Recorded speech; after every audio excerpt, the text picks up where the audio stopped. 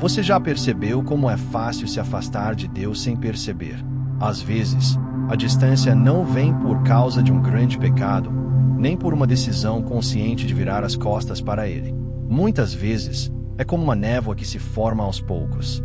Um dia você acorda e percebe que a chama que antes ardia, agora apenas tremula. Que aquela intimidade que te fazia orar sem pressa, cantar com o coração aberto, ler a palavra com fome e prazer, foi substituída por um tipo de fé automática, marcada por distrações, por culpa e por uma saudade inexplicável. Uma saudade de algo que você não sabe mais como alcançar. Mas Deus sabe, e Ele não está longe. Ele está mais perto do que você imagina, esperando com paciência e amor que você se volte para Ele de verdade.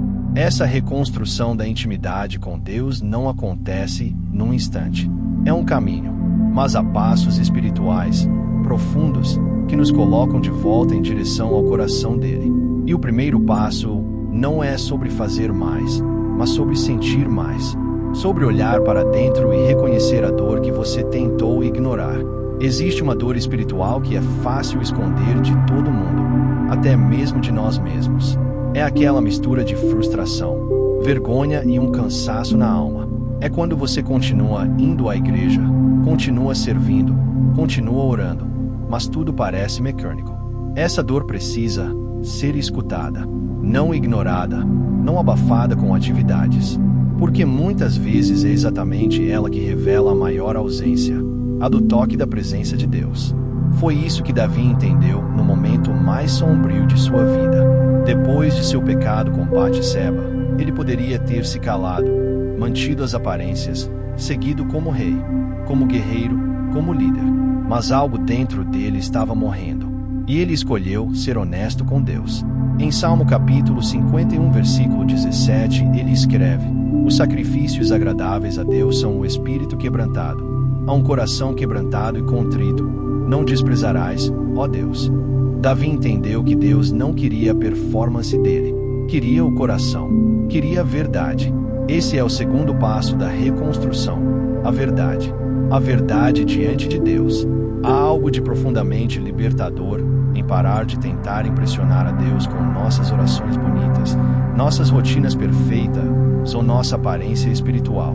Ele conhece o coração, e mais do que isso, Ele quer curá-lo.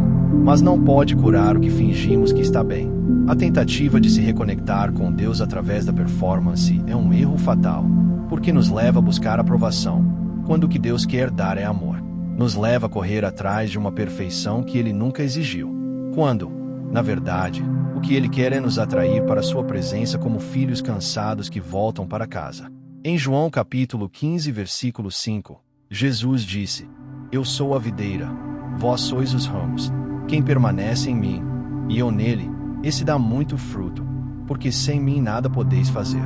Você percebe, o chamado não é para fazer mais, é para permanecer nele.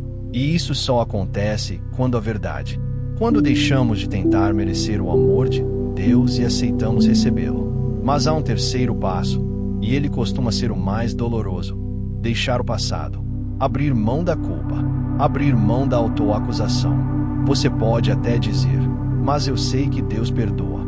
Sim, você sabe, mas ainda assim carrega o peso.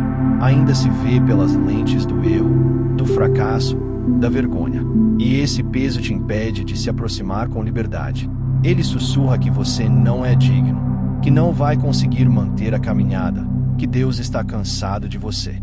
Mas a verdade é que Deus é especialista em recomeços. E Ele não apenas perdoa, Ele restaura. Em Isaías capítulo 43, versículo 18 e versículo 19, o Senhor diz: não vos lembreis das coisas passadas, nem considereis as antigas. Eis que faço coisa nova, agora sairá à luz. Porventura não a percebeis. Eis que porei um caminho no deserto, e rios no ermo. Deus está dizendo: pare de olhar para trás.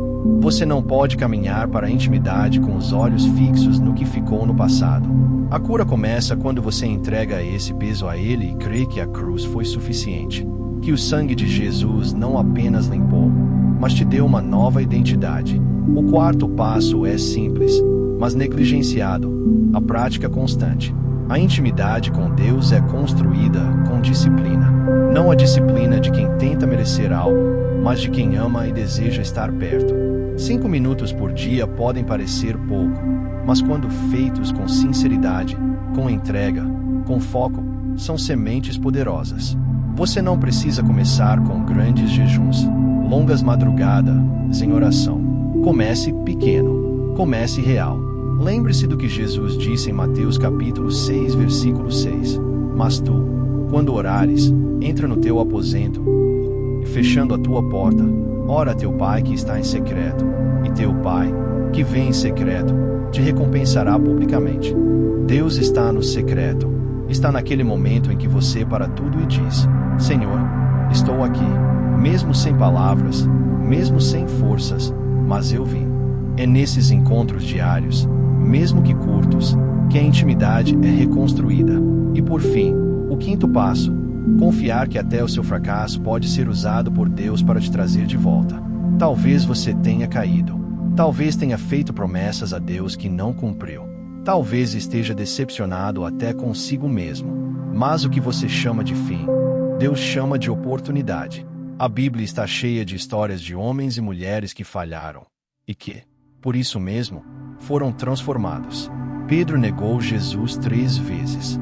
Foi um fracasso público, mas foi também o ponto onde Jesus o reencontrou e restaurou. Em João capítulo 21, versículo 17, depois da ressurreição, Jesus pergunta a Pedro: Tu me amas? E Pedro responde: Senhor, tu sabes todas as coisas, tu sabes que te amo. E Jesus lhe disse: Apacenta as minhas ovelhas. Você percebe? Jesus não rejeitou Pedro por ter falhado. Pelo contrário, confiou a ele a missão de cuidar dos outros.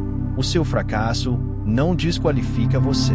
Pode ser exatamente o que Deus usará para te atrair de volta. Mais humilde, mais quebrantado, mais sensível à graça.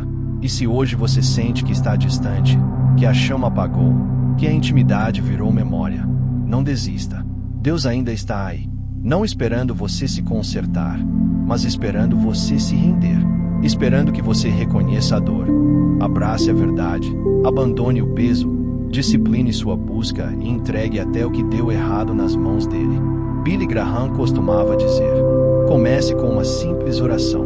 Confesse, peça ajuda e entregue. Deus honra um coração sincero. Essa é a oração que muda tudo. Não porque tem as palavras certas, mas porque parte de um lugar profundo. Quando você ora de verdade, algo se quebra dentro de você e algo começa a ser restaurado. Hoje, se você quiser, ore assim: Senhor, eu reconheço que me afastei. Nem sempre foi consciente, mas foi real. A chama se apagou. A intimidade virou rotina. E meu coração tem sentido falta de ti. Eu não quero mais viver longe, nem te buscar apenas com palavras. Quero reconstruir esse relacionamento, passo a passo, dia após dia. Perdoa minhas tentativas de te agradar com aparência.